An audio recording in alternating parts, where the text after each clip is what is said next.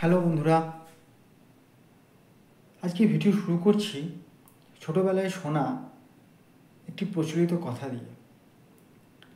কথাটি হলো, চাষ করো তো তরকারি, চাকরি করো তো সরকারি। ছোটোবেলায় ঠাকুমার মুখে বহুবার শুনেছি এই কথাটি।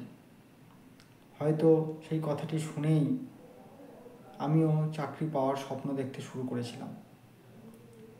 যাই হোক, আজকে হয়তো আপনারা অনেকেই আছেন যারা সরকারি চাকরি পেতে চাইছেন, বা আপনার কোনো নিকট আত্মীয়, পরিজন অথবা আপনার সন্তান বা বন্ধু, যে কেউই হতে পারে। এই বিষয়ে আমি আমার একটি উপলব্ধি কথা আপনাদের জানানোর জন্যই আজকের এই আলোচনা। সরকারি চাকরিতে সাফল্য পেতে হলে যে জিনিসটা সবথেকে বেশি দরকারি, সবথেকে বেশি প্রয়োজনীয়, সেটি হলো লেগে থাকা, অর্থাৎ হাল না ছাড়া। বাকি সব বিষয়গুলো আপনি একদিন না একদিন ঠিক অর্জন করতে পারবেন, কিন্তু যদি আপনি দু একটা পরীক্ষায় ব্যর্থ হওয়ার পর হাল ছেড়ে দেন, হতাশ হয়ে পড়েন, এটাই কিন্তু সরকারি চাকরি পাওয়ার ক্ষেত্রে আপনার সবথেকে বড় বাধা। হতাশ হওয়া চলবে না এবং মাঝপথে ছেড়ে দিয়ে আসা চলবে না। আপনাকে ধারাবাহিক থাকতে হবে।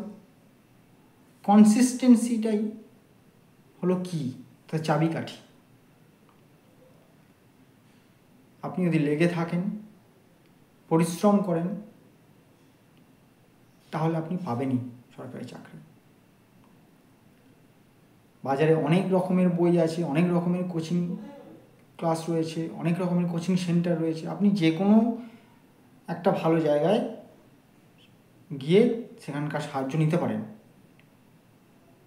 কিন্তু আপনার যে মানসিকতাটা সবথেকে বেশি সাহায্য করবে সেটি হলো হাল না ছাড়া।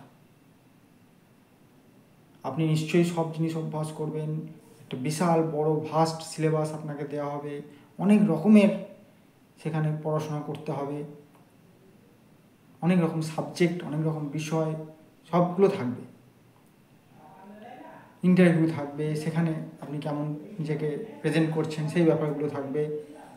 সবথেকে বড় ব্যাপার হচ্ছে মানসিকতা, হার না মানার মানসিকতা, লড়াই করার মানসিকতা। এটা দিয়েই কিন্তু আপনি সরকারি চাকরির পরীক্ষা ক্র্যাক করতে পারেন। আমার নিজের জীবনের অভিজ্ঞতা বলি, আমি যখন প্রথম শুরু করি এই প্রিপারেশন বা প্রস্তুতি, তখন মনে হয়েছিল এত পড়াশোনা কী করে করব, এবং এটা যেন অনেকটা ছোটোবেলায় ফিরে যাওয়া। ছোটোবেলাকার সেই অঙ্কগুলো, ছোটোবেলাকার ইতিহাস ভূগোল বই, জিকে, এই নলেজ, এটা খুব দরকার। যাই হোক, যখন প্রস্তুতি শুরু করি তখন মনে হয়েছিল অনেক বিশাল, কিন্তু আস্তে আস্তে আস্তে আস্তে সব বিষয়গুলো দিয়েই একটা এক্সপার্টাইজ অর্জন করা যায়। সেটা আপনার অভ্যাস, আপনার পরিশ্রম, এগুলো আপনাকে সাহায্য করবে। যদি আপনি লেগে থাকেন, আপনার প্রিপারেশনটাকে কন্টিনিউ করেন, এবং অনেক পরীক্ষায় ব্যর্থ হওয়ার পরেও যদি আপনি লেগে থাকতে পারেন, তাহলে আপনি অবশ্যই জিতবেন, জয়ী হবেন। থ্যাংক ইউ, এটুকুই আমার বলার ছিল। সকলকে ধন্যবাদ।